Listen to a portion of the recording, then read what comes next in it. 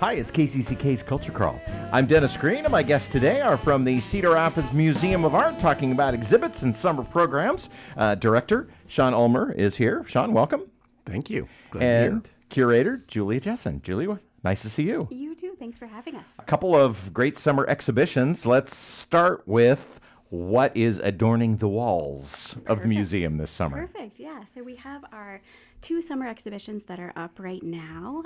Out of the Box, the art of Peter Stamats and Bill Stamats, which is up on our 2nd floor and will be on view until August 30th.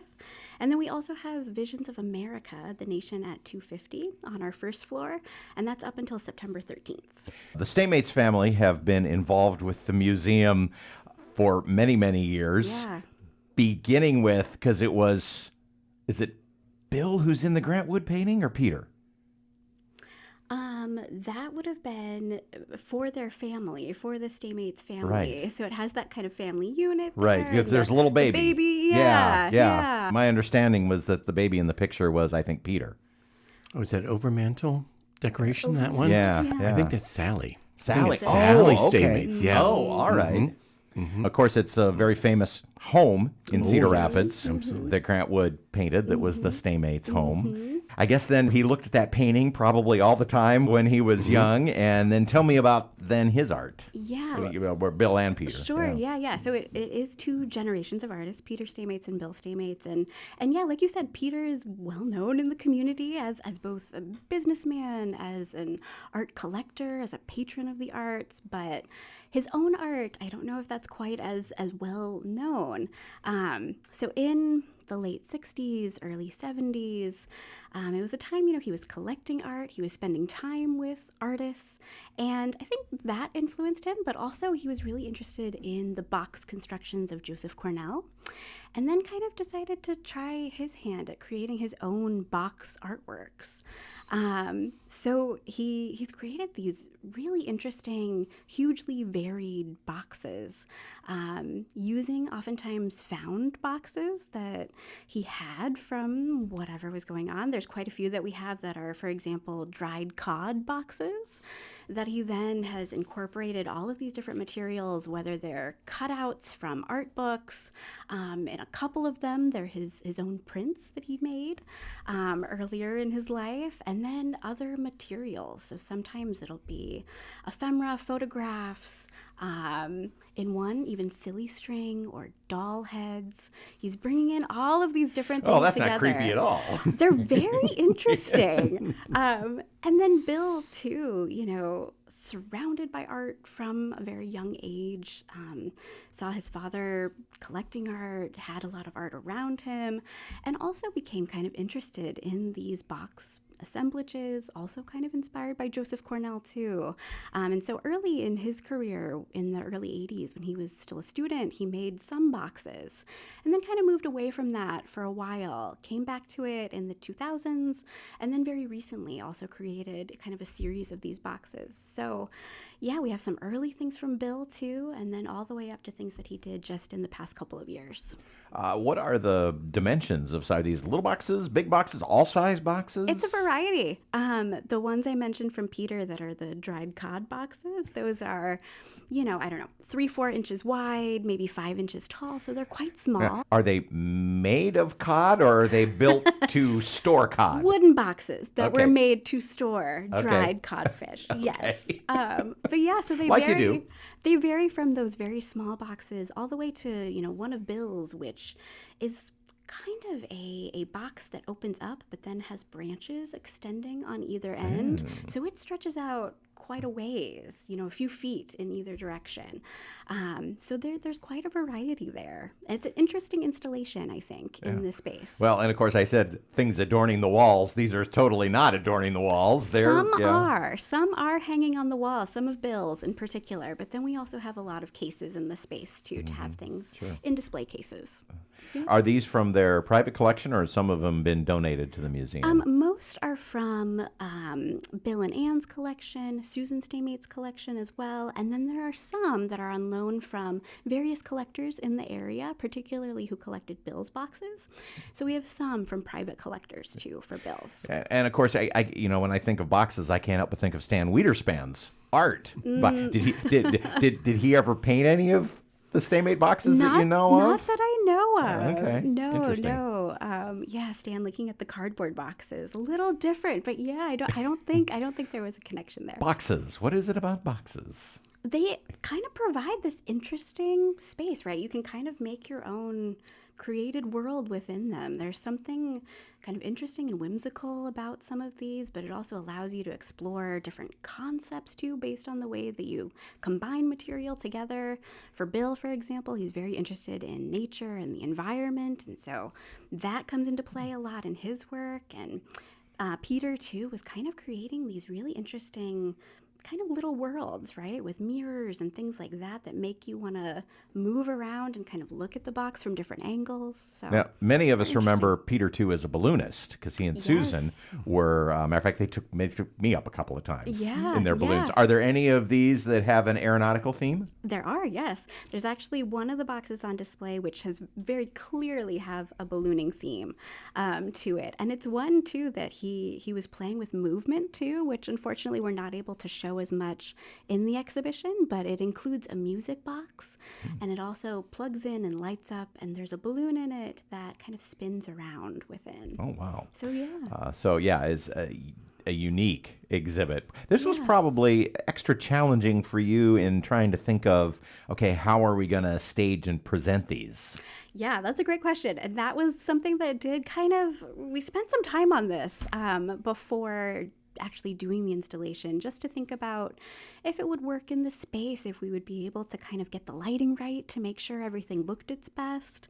And I'm very happy to say that it all worked out once it was in the space. I was really very happy with how it came together and the way that we were able to combine the boxes in the display cases. Our facilities manager did a wonderful job with lighting the boxes as well. And so I was very pleased with it. And I'm happy to say Bill was also really happy with it too. Excellent. Yeah. So that's one exhibit for the summer. And then the other one is celebrating the American anniversary this summer. Yeah, kind of our version of sort of a 250 celebration in our gallery spaces. And it is called Visions of America. And I hope that kind of gives a hint that each of these artists is creating their own kind of construction of what America is to them. So it's quite a variety. There are a lot of different visions of America on display in this exhibition. Many different artists, different walks of life, different focuses that they're looking at. So it varies. I have things kind of grouped together in people, places, and ideas. So it's everything from, landscapes and kind of preoccupied with awe of nature to people looking at urban and rural decay, some who are thinking about democracy, kind of the ideals of democracy, others who are questioning that, kind of exploring both dominant narratives and those that have been ignored, injustice, kind of marginalized stories also coming to the forefront in some of these works. So it's quite a varied exhibition, and I think there are a lot of interesting conversations happening between the pieces. With this kind of a broad theme, you have things together that maybe you wouldn't usually, and so... Can you give me an example? Yeah, sure. So on one of our walls, we have a new acquisition to the museum, which is an early American folk portrait, we think from before 1850.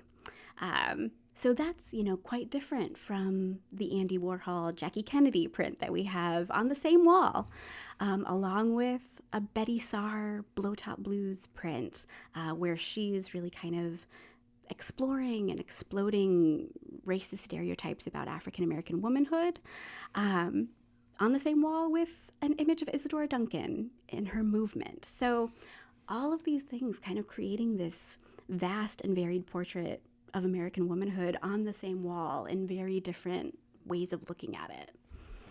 And so that's up through the summer as well. And Sean, your job here today is to talk about how easy it is to see these exhibits and visit the museum all summer long, because you've removed all the barriers. That is not to say there are still barriers. There are walls in the museum. Walls, yes. We've been talking a lot about walls for some reason today. But tell me about Free Summer.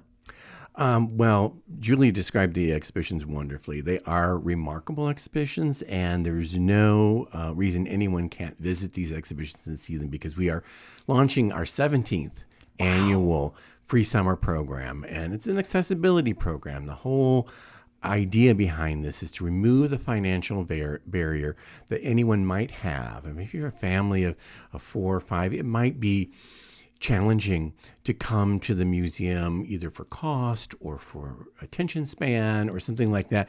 But when it's free, you can come anytime you like and stay for however long or short you might want to stay.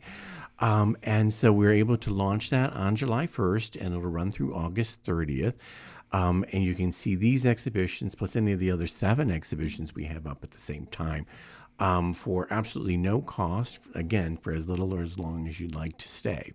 And we have our 4 corporate sponsors and then 2 individual sponsors who have come on board. And all of them, I have to say, generously upped their support of us this year in reflection of the fact that our costs have gone up.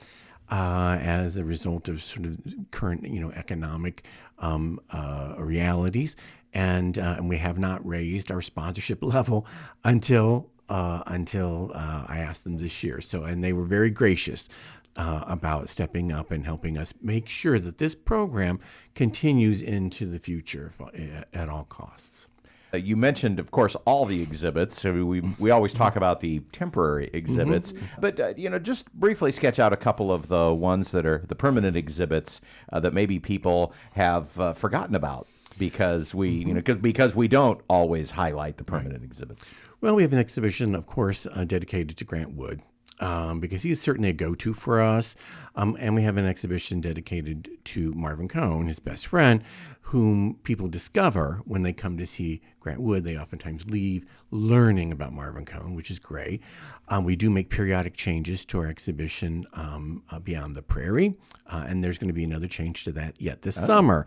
So that will change. If you haven't been there yet, go take a look at it now, and then come back and take a look at it again. I'm not exactly sure when it's changing. July, I believe. Yeah, I think we're going to do a change out. Yeah, mid-July.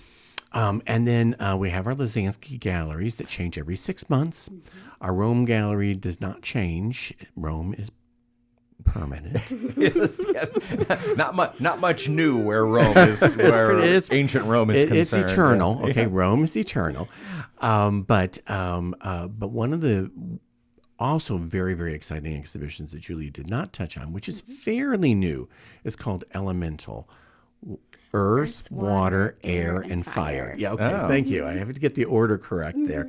And this was Julia's going through the collection, looking at how artists address those 4 elements in works that they created. And that opened in April. So many people have not had a chance to see that yet. So it's actually also, I think, in some ways, a new summer show. Yeah. What are the museum hours?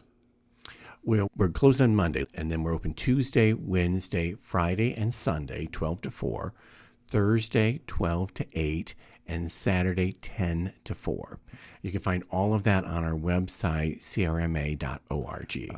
And again, the admission price to the museum is modest. We thank you for that. But like you say, if you got a big family or you got people coming in from out of town for the 4th of July holiday or something like that, and you want to bring a big group, what a perfect opportunity to show everybody. And like you said, you got kids with shorter attention spans. You can go for a little while, go do something else, maybe come back. Yeah. And children learn visually from birth. And so it's important that they get to a museum early in their lives because they are learning even before they can articulate. They are learning visually. And the boxes would be a definite something that I think that younger visitors would appreciate. Yeah, I think that would be quite inspiring. Yeah, give some ideas of things that they can make themselves. Yeah, and throughout the museum, too. I think there's a lot of inspiration to be found. Again, Free Summer begins on July 1st.